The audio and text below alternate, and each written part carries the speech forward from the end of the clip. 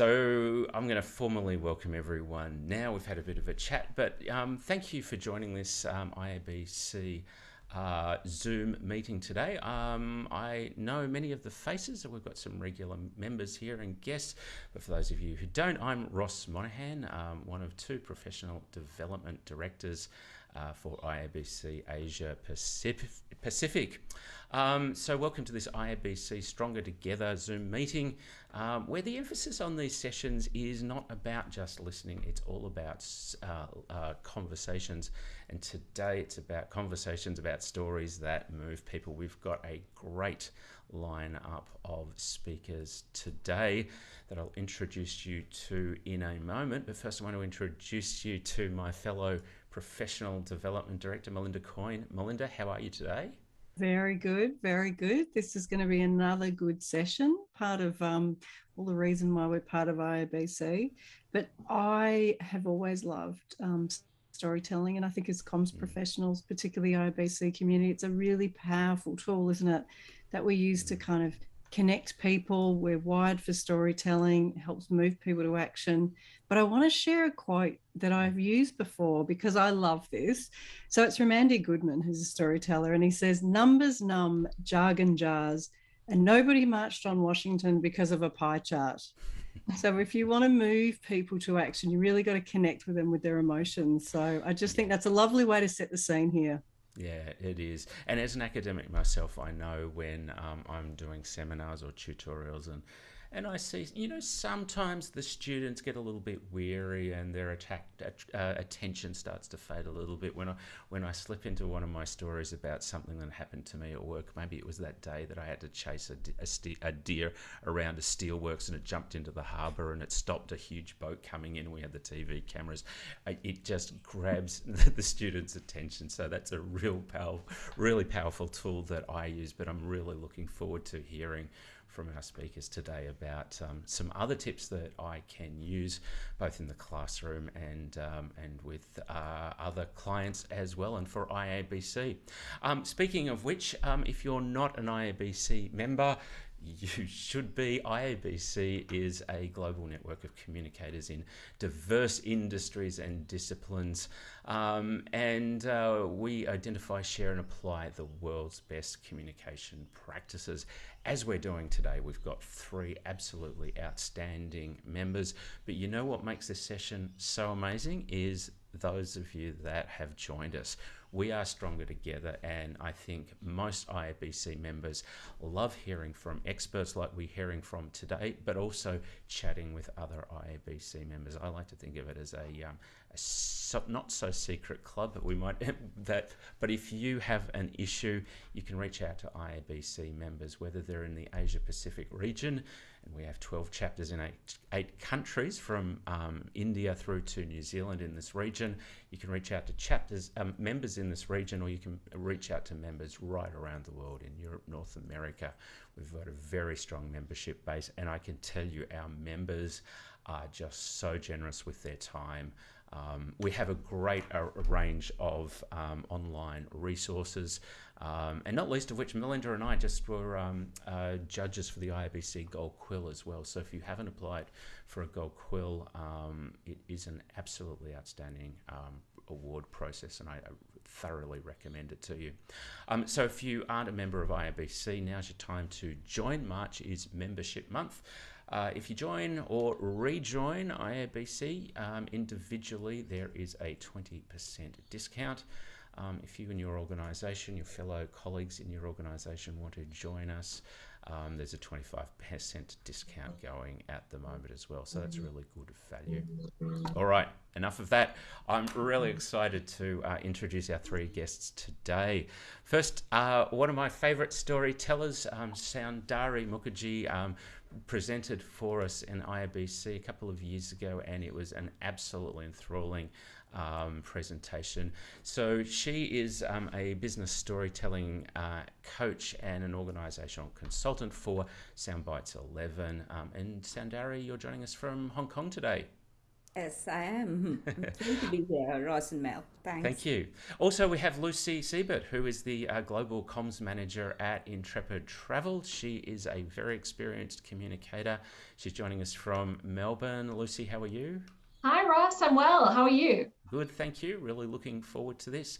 And finally, Marla Dorasamy has got some great news. We have promoted her as the acting CEO of the Malaysia International Trade and Exhibition Centre, but she's just been appointed the CEO, which is a really fantastic recognition of her achievements. She's joining us from Malaysia, but originally from South Africa. That's right. That's correct. Good day from Kuala Lumpur in Malaysia, and I think thank you to everyone. Yes, from South Africa and in Malaysia for the last 5 years. And rich cultures of both countries and really enjoying it. And you're opening up again is it on the 1st of April? Yes, so MyTech has been open since December, I think, but we're really excited that government has announced that borders will open on the 1st of April.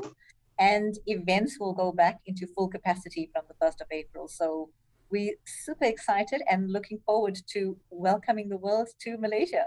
Well, as the new CEO, you're in for a really challenging but exciting time, so that's great.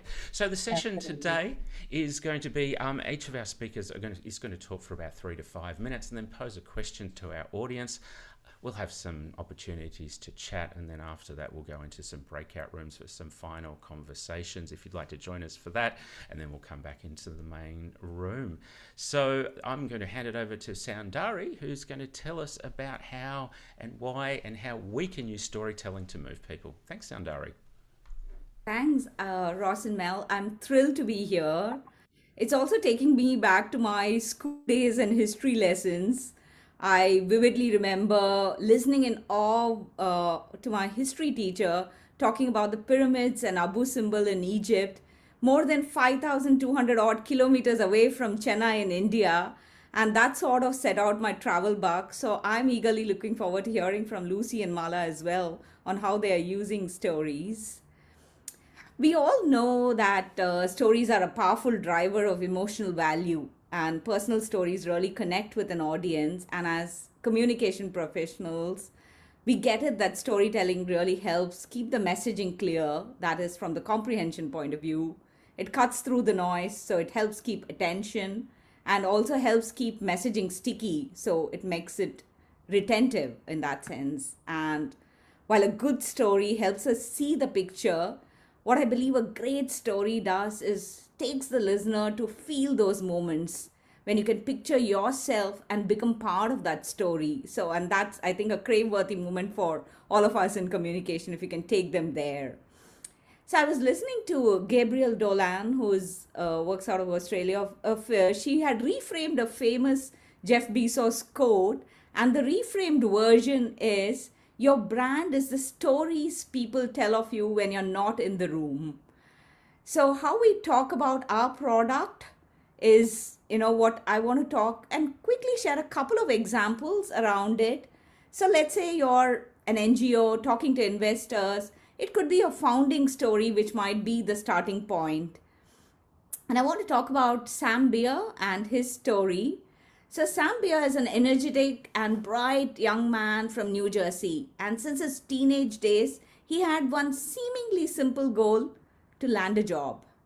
And even though Sam's autism diagnosis meant he approached life a little bit differently, he knew he could contribute given the right opportunity. But along with around 85% of autistic adults who experience unemployment, 24-year-old Sam saw that his dream was just slipping away. And then one day, Sam's dad, Steve, had an epiphany. While passing a popcorn shop in East Brunswick, which had a for sale sign outside, and he said, how can I combine Sam's passion and talent with America's favorite snack? And that became Popcorn with a Purpose. 6 years later, the Beer family's non-profit Popcorn for the People employs 30 autistic adults aging from 21 to 56, providing each person an opportunity, a dignity, and self-reliance in the process. And I remember reading about this one particular guy, 25-year-old Patrick Wimmer. And 4 years ago, he would refuse to leave his mother's side. And now he's a star employee, proudly bragging about his impressive popcorn metrics. He just loves coming to work, his mom says, and that's how independent her son has become. So work in an NGO can be a force for transformation, and you can use a founder's story when you're talking to investors, when you're trying to get buy-in for your work that you're doing. Or it could be as simple as talking about your customers, and it's not only about you, right? It's about the customers. And I'm thinking about this particular Spanish restaurant, Colombia restaurant in Florida, which is like more than, I think, 120 odd years old. It's run by the same family. And it was founded in 1905 by a Cuban immigrant, Casimiro Hernandez. And it's considered the oldest restaurant in Florida, and they claim to be the best Spanish restaurant, but that doesn't cut it, right? And they keep posting about stories on their media handle, and this one particular one stood out for me. So a couple went there for their first anniversary to celebrate. The next year they said, oh, maybe we should make it a tradition. So they went to the same restaurant, and it so happened that they got seated at the same table as the previous year. And then they continued this tradition for 73 years in a row. And except for COVID, when they didn't go, they've been sitting and celebrating their anniversary at the same table in the patio dining room, table number 370, and drinking their favorite strawberry pink squirrel cocktail. What a, I mean, absolutely lovely story to talk about your customer who keeps coming back to you for your place. And I think these are the kind of things which really drive people to go to places. And I've done a lot of that, reading up about some place and then going and visiting that particular restaurant in a particular country because of that story that's been there.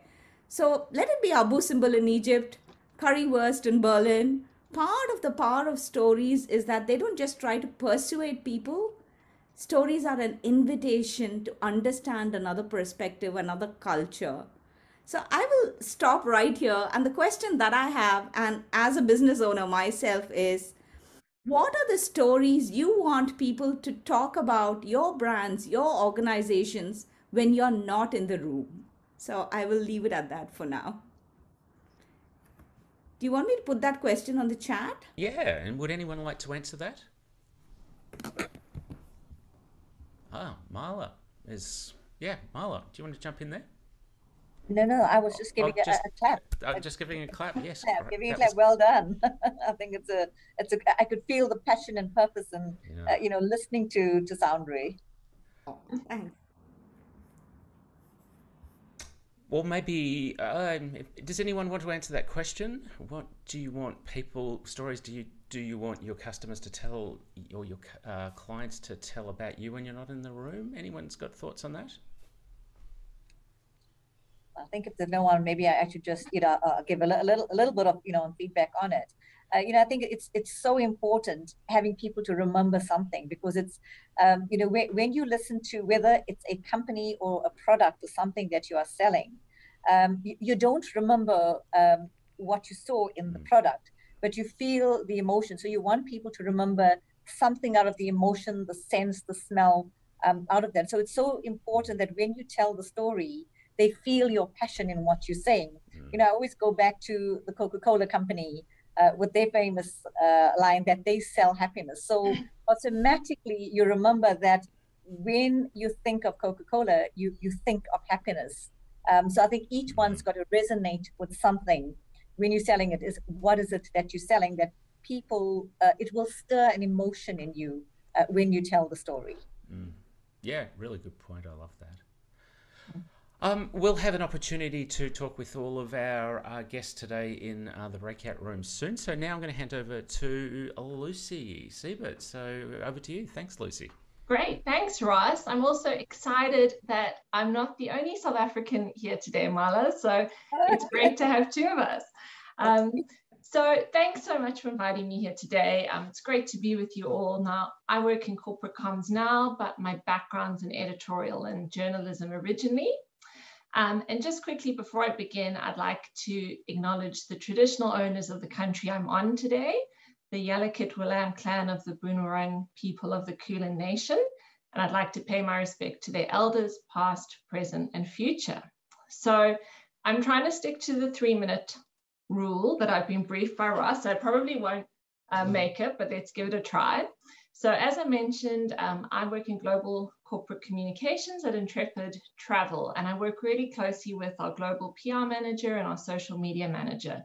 And we really see our roles as internal storytellers and internal journalists, and we see that as like a really fundamental part of our team.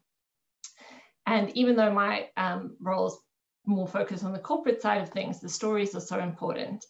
And luckily at Intrepid, we've got some great stories to tell, because we are the world's largest adventure travel company and we operate on all 7 continents. So we're actually taking people to places like Machu Picchu in Peru, or Everest Base Camp, or on a foodie adventure in Vietnam, and everything in between. And we're constantly hearing from our customers, and sometimes even from our staff and our tour leaders, about how a trip changed their lives. And so I think that's a pretty good starting point for a story. So Ross asked me today if I could share a few tips and tricks when it comes to storytelling.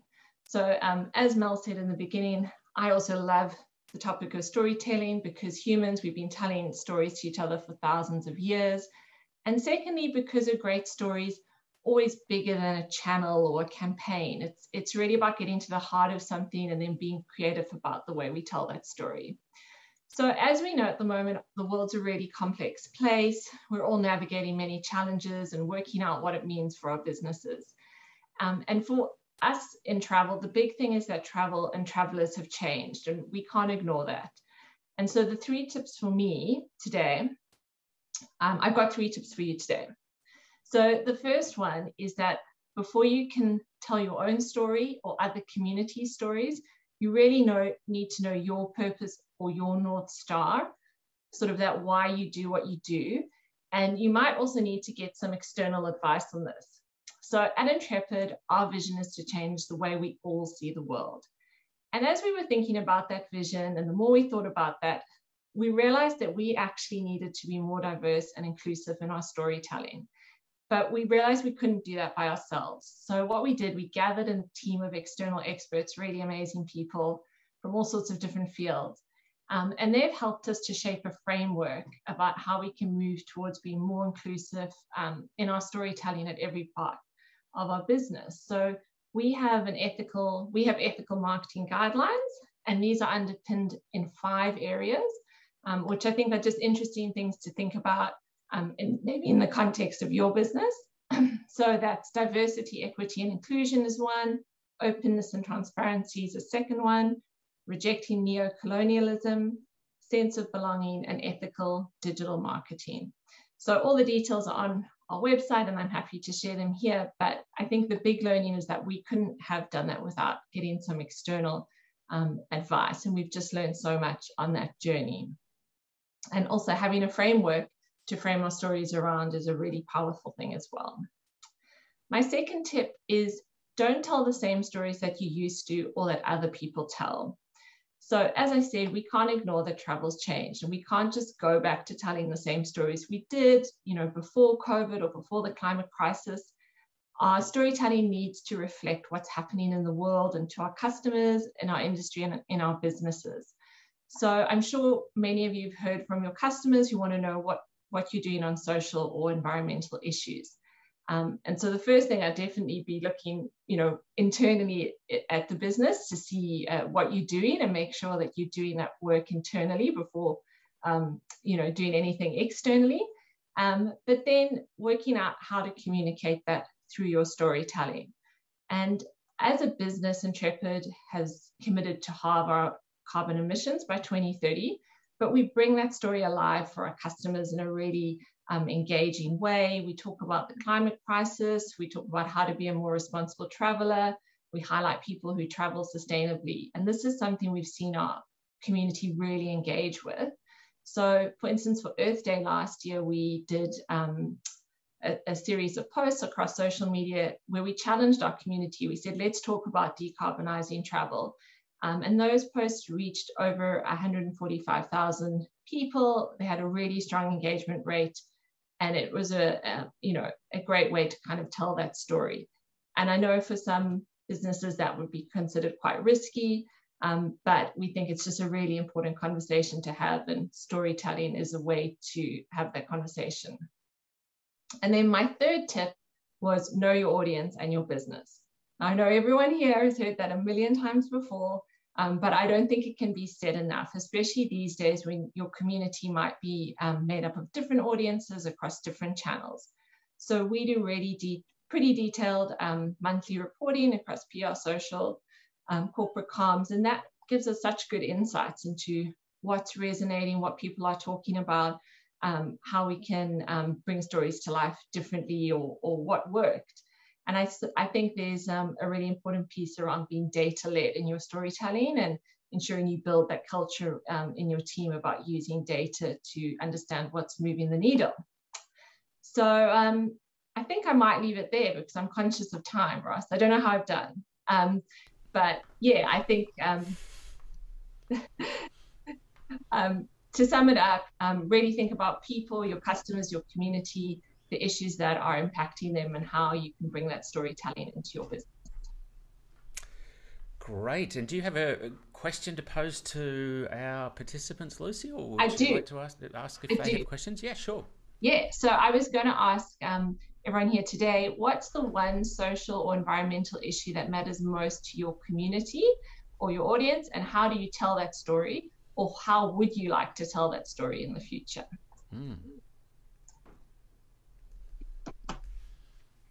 Great question. Drop it in the chat.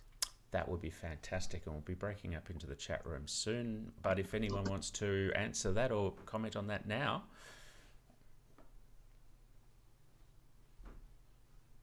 Okay, well, we'll leave that for the breakout rooms, and we'll pass over to our final speaker today, Mala. So take it away.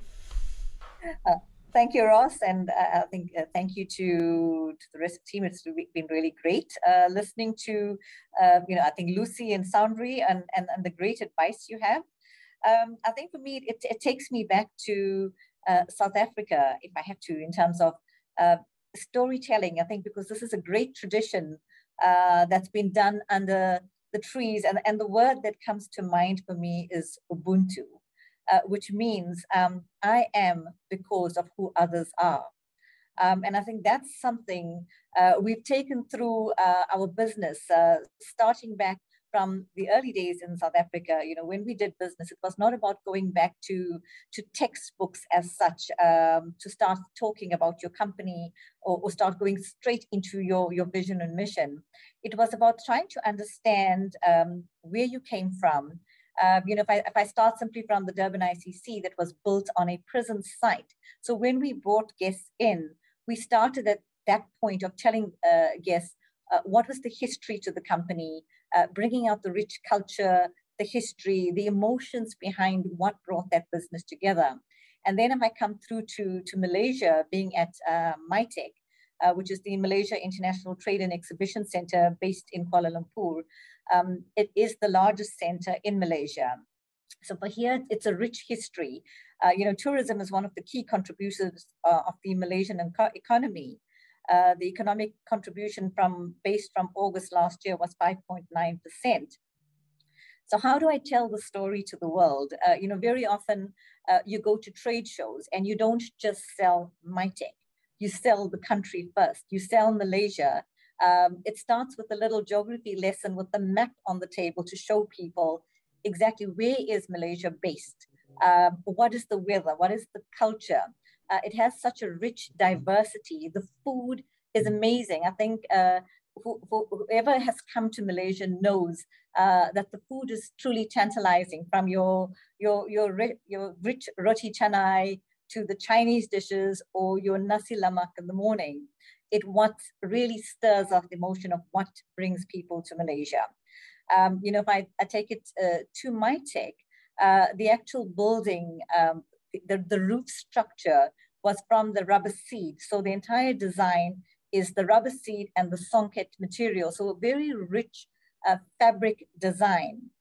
But if we look back to the economic sectors, The rubber industry is a key manufacturing industry that actually drove the economy of Malaysia. So those are all important stories that you start telling about your business, you know, where it's based, what connects people, the places, the senses, bringing the community together before you actually start selling your business or start bidding. So for very often on the business event sector, possibly different to other sectors of the business, we would go out to the world and we would bid firstly for Malaysia, then for Kuala Lumpur, and then we would bid for MyTech to host this event. So very importantly is to tell the story of the culture, what drives the economic impact of the country. My team also very often would know, you know, before we go out to attract business, we need to understand what is driving the economy of Malaysia. How can we contribute to this economic impact? Will it create jobs for the future, jobs for the economy, as well as will there be a legacy program? So it's not as simple as just bringing the business in, but what is the ripple effect and how is it going to impact the daily lives of people before we secure the business? You know, understanding the triple bottom line impact that impacts the world and the country. And as individuals, making sure that you're passionate enough to tell the story. You know, when you go out and you're selling a big empty space, and it's not just about saying MyTech has 52,000 square meters of space, but this is a blank canvas. How do you paint the picture that people can see that this is a blank room, but it's where dreams are created, where events and rich beginnings are created and important messages will be done. So it's being able to tell the story that people start feeling the passion to create their story when they create this event. It's all about the legacy and the story that will be left behind. You know, it's about telling common goals and values, the vision in the story. You know, very often when you say you bring an event to a country, people need to understand what does it do for the country. You know, by securing an event, it's not just about the business bottom line, but, you know, it's people coming to hotels, it's the tourism increasing, it's jobs created. The person selling songket material, which is famous in Malaysia, they are getting business. It's the sustainability stories that are being told. And thereon, it's the legacy that's created after that. So important in terms of universities understanding what they need to do in terms of driving business, in terms of R&D, you know, research and development that takes place, and as well as the technical side that gets developed when you bring business. So it's not, I think when I look specifically at the business events section, it's not just tourism, not just business events, but there's an entire global economic impact that happens when you secure business. So very important that everyone feels the purpose when you tell the story of your business. And it doesn't start with just your business. You always start with the bigger picture. What is the impact before you tell the story of your business? I think that's the long and short from me. I think my question to everyone is, what is the passion story that drives your purpose? What is the passion story that drives your purpose? Like that question. And I also liked your quote, using stories to paint a picture. That was fantastic. Mel, what did you think of all those tips? Have you been taking notes? There's some great tips there. I love them. So Lucy, love, you know your customers and community, be data led. I think that's such a great tip, particularly, you know, for comms professionals, using those insights, but using them to tell powerful stories. Know your purpose. That's something I know Ross and I've particularly been interested in, been doing, and sort of in other activities. Ross has been leading a lot of that. Soundari, I really love that quote, and thank you for reminding us of it, which is, your brand is the story that people tell about you when you're not in the room. Mala, I love Ubuntu. I'm the cause of who others are. I love that. Tell the story of the culture. show common goals and values, and everyone must feel the purpose and start with the impact that everyone feels. So I hope I have sort of summarized it faithfully. I'm sure there's lots of room there for interpretation, but I just really grateful for those tips, and hope everyone else picked up on those. Yeah, that was a great summary, and I really liked the recurring words that came up about stories, telling the stories of cultures and having a passion to tell your story and the social issues, and some great tips there. I think that was fantastic. We're going to go into some breakout rooms now for small group sessions. We'll probably do that for about 10 or 15 minutes, and we'll come